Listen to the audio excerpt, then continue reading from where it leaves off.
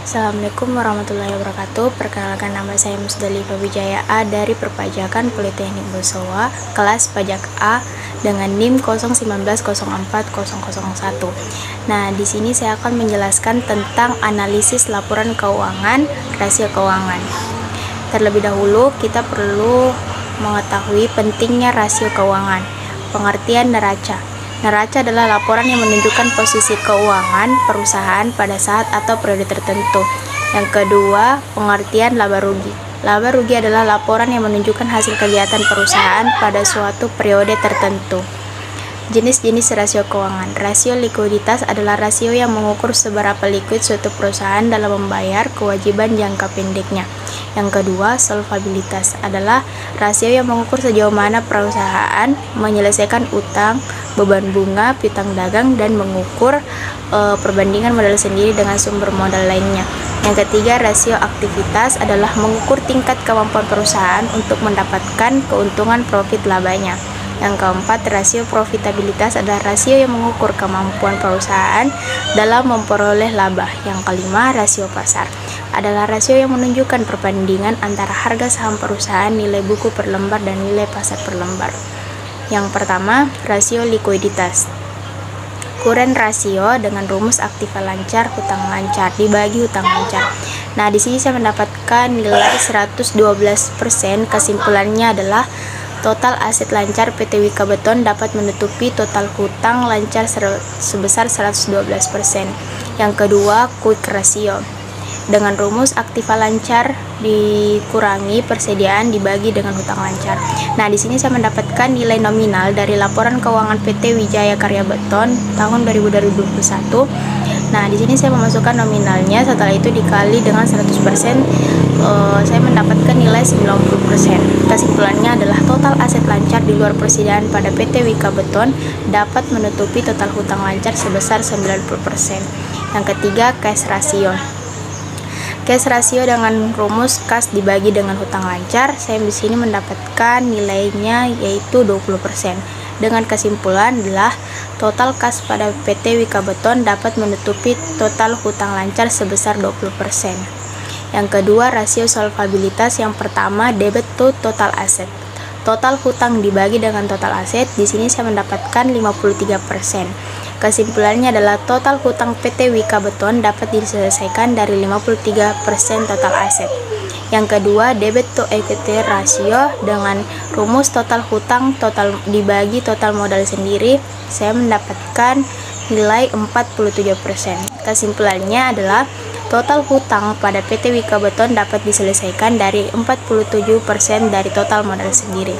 Yang ketiga, time interest earned dengan rumus laba bersih operasional dibagi beban bunga.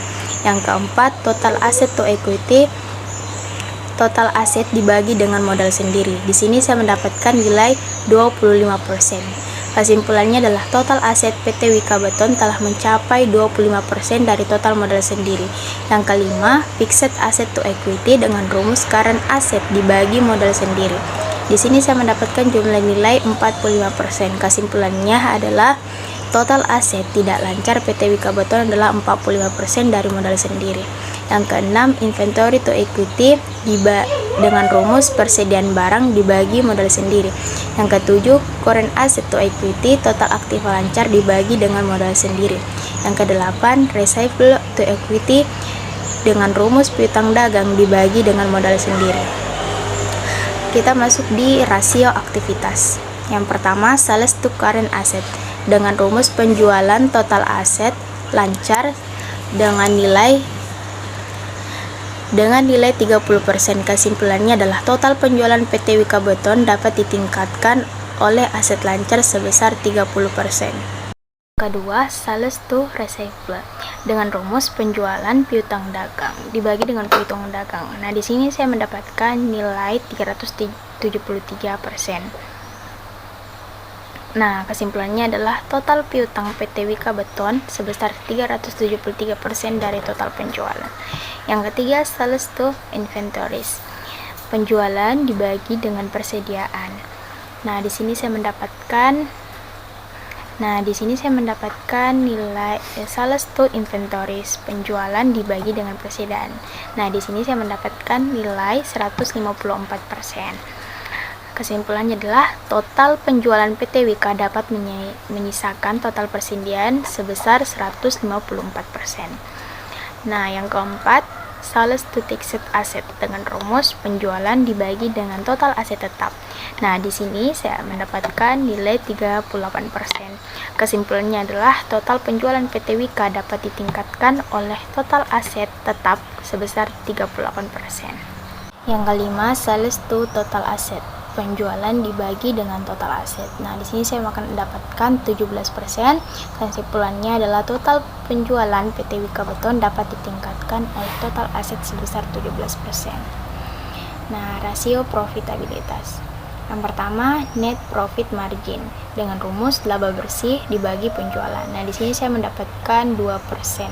Hasilnya 2%. Kesimpulannya adalah total laba bersih PT Wika Beton adalah sebesar 2% dari total penjualan. Yang kedua, ROI, laba bersih dibagi dengan total aktiva. Nah, di sini saya mendapatkan hasil 486% dengan kesimpulan adalah total bersih PT Wika Beton adalah 486% dari total aktiva. Yang ketiga, ROV, laba bersih dibagi dengan modal sendiri. Nah, di sini saya mendapatkan hasil 1%. Kesimpulannya, total lebih bersih PT Wika adalah 1% dari total modal sendiri. Yang selanjutnya, rasio pasar dengan rumus harga per lembar saham dibagi dengan laba per lembar saham. Nah, di sini saya mendapatkan hasil 2,29%. Kesimpulannya adalah harga per lembar saham PT Wika Beton menunjukkan kenaikan sebesar 2,29%.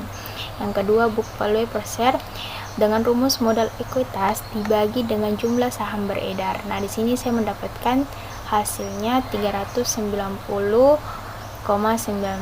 Nah, di sini kita tidak mengkalikan dengan 100%. Kesimpulannya adalah nilai buku per lembar saham PT Wika Beton sebesar Rp390,19. Yang ketiga, market to book value ratio, harga per saham nilai buku perusahaan. Nah, di sini saya mendapatkan 26%. Kesimpulannya adalah nilai buku perusahaan mengalami kenaikan lebih tinggi sebesar 26%. Itulah tadi penjelasan saya tentang laporan posisi keuangan dari PT Wijaya Karya Beton. Kurang dan lebihnya mohon dimaafkan. Wassalamualaikum warahmatullahi wabarakatuh.